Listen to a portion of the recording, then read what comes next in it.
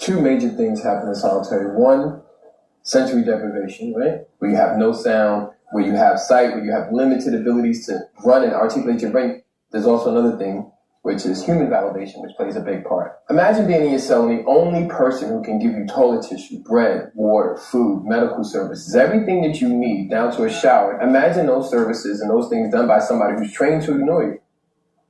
Does it feel different a year in than it felt at the beginning? Does it feel... Your body's deteriorated. Your facial hair annoys you. You don't know what your face looks like. You get so tired of talking to yourself, you start talking in your head. Solitary is strategically set up so that human beings trapped in cages next to other human beings can't have a system of communication. Absolutely. Every cell is not diagonally across from each other. So the angle. Incarceration on mental health. If you've ever wondered how being in prison affects a person's mental health, you're about to find out some startling facts. Incarceration can have a profound impact on an individual's mental well-being, and it's crucial to understand these effects.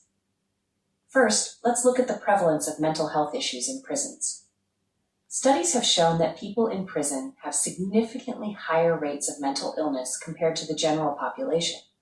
For instance, about 11.4% of prisoners have depression, which is nearly double the rate in the general population. Additionally, 9.8% have post-traumatic stress disorder, PTSD, and 3.7% have a psychotic disorder, both of which are also at least double the rates found outside of prisons. Incarceration itself can trigger and worsen mental health symptoms. The environment in prisons, characterized by overcrowding, solitary confinement, and routine exposure to violence, is inherently damaging to mental health. People in prison often experience disconnection from family, loss of autonomy, boredom, and lack of purpose, all of which can lead to feelings of dependence and helplessness. Solitary confinement is particularly harmful. It can cause what is known as social pain, which affects the brain in the same way as physical pain. This isolation can lead to psychiatric disorders and long-lasting changes in a person's brain and personality.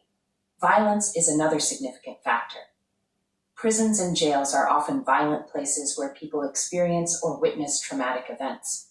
This exposure can exacerbate existing mental health disorders or lead to the development of new ones, such as PTSD symptoms like anxiety, depression, and difficulty with emotional regulation.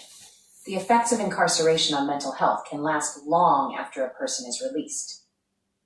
Researchers have identified a condition known as post-incarceration syndrome, which shares characteristics with PTSD. This syndrome includes symptoms like distrusting others, difficulty maintaining